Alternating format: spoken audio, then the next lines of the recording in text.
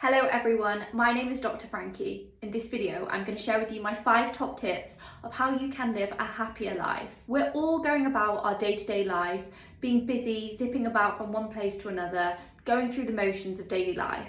And if you ask any of us, we're all searching for happiness. But what that happiness is looks different on everyone. For some people, they think they'll be happy when they reach a certain financial level. Others might say they'll be happy when they reach a certain job promotion, or when they move house, or when they get a relationship. Happiness looks different on everyone. So I wanted to give you 5 practical tips that you can incorporate into your daily life to live a happier life. So tip number 1 is to find happiness in the little things. Remember that happiness is a journey, it's not a destination. So people will say things like, I'll be happy when X, Y, and Z happens.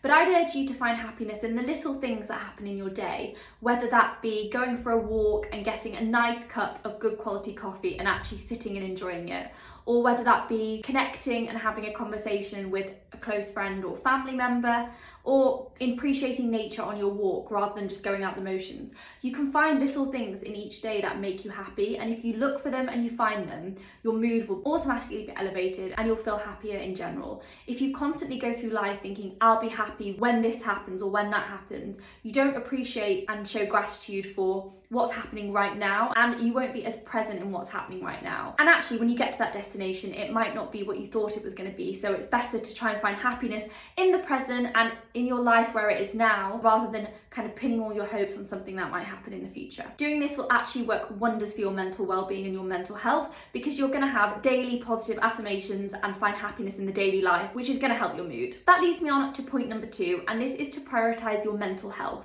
So lots of us are really good at prioritizing our nutrition and our exercise, and we might spend 30 minutes a day exercising, or we might spend 30 minutes cooking a meal. But how many of you actually spend 30 minutes dedicated time to bettering your mental health? Whether that be thinking about things that might be worrying you and thinking of practical ways that you can reduce them, whether that be connecting with someone, talking about your problems. Often a problem shared is a problem halved, and so talking about your feelings or your worries can also help your mental health. Some people may need professional help or therapy for their mental health issues, so that might be scheduling some time in the week to have a therapy session, or even just scheduling out that first time slot that you're going to reach out to the GP to get help. All of these things are prioritizing your mental health and giving up time in the day to better your mental well-being, just like you would exercise and nutrition. And not only will your mental health likely improve, but also doing actions to improve it makes you feel like you're being proactive, and that automatically puts you in a better headspace, and ultimately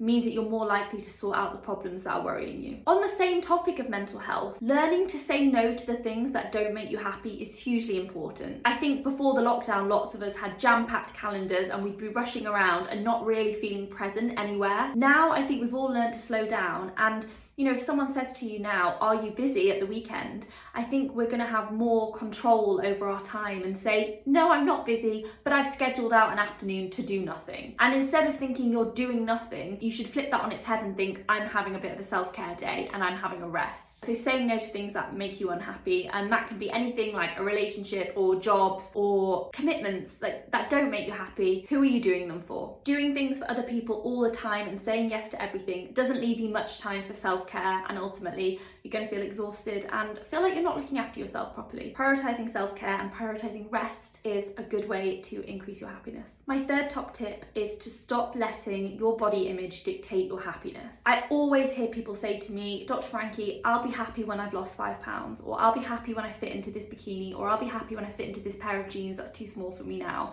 And often when they get there, they're not happier because they've lost the weight, but they haven't actually done the work at altering their mindset. Instead of thinking about how you look, how about shifting the focus of, I'm exercising to better my health in the long term, or I'm eating well this week because these foods are nutrient dense and they're going to make me feel better. By default, you probably will meet your weight loss targets, but by shifting the focus away from body image and away from body weight, you're automatically going to feel happier. It is completely fine to have weight loss goals and aesthetic goals and appearance goals, but try and also have some progress goals alongside of that. So whether that be, I'm going to be able to run for 10 minutes without stopping, rather than I'm going to run 3 times this week and try and lose X amount of weight. That is definitely one way to shift the outlook and make you feel happier at the end of the week. And along with that, don't punish yourself if you make less nutritious food choices. So instead of thinking of foods as good and bad, think of them as nutrient rich and less nutrient rich. I think sometimes there's foods like fruit and vegetables which are packed full of goodness, but there's also other types of foods that I like to call soul foods, and they also should have a place in your diet if they do make you feel good. My happiness tip number 4 is to set yourself up for success. So if you have a big long-term goal, whether that be a goal in your personal life or a work goal or a big project that you're working towards, instead of making it a long-term goal and thinking I'll be happy when I've achieved that, break that goal up into smaller progress goals. So instead of saying I need to write this big project which is 10 pages, break it down into chunks. So every time you write 2 pages, you can tick something off, and you're getting short-term regular reward. That's going to keep up your motivation levels, it's going to make you feel much happier, and it's going to give you a sense of achievement, even if you haven't yet achieved the long-term goal, and even if you never quite complete that project, you've still had some reward and some happiness along the way. I used to be really guilty for this, and I would often set some really unrealistic and overwhelming goals of things that I wanted to achieve by the end of the day or the week. And then at the end of the day, when I hadn't finished my to-do list or I hadn't quite completed the project, I would be focusing on what I haven't yet done, rather than celebrating the achievements of what I have done that day. So break it down into chunks, and then every time you tick off a chunk, you get a sense of reward. And my top tip number 5 is to remember that we aren't all happy every minute of every day. Having some fluctuations in your mood is completely normal. There are going to be things that you have to react to, changes that may upset you or stress you out, and not feeling happy about that is completely normal. What I would say is, whenever you're approaching a situation that's making you unhappy, think about what you can control. You can't always change the situation, but you can change your outlook, your mindset, and change how you react. Whether that be developing some coping mechanisms to cope with stress,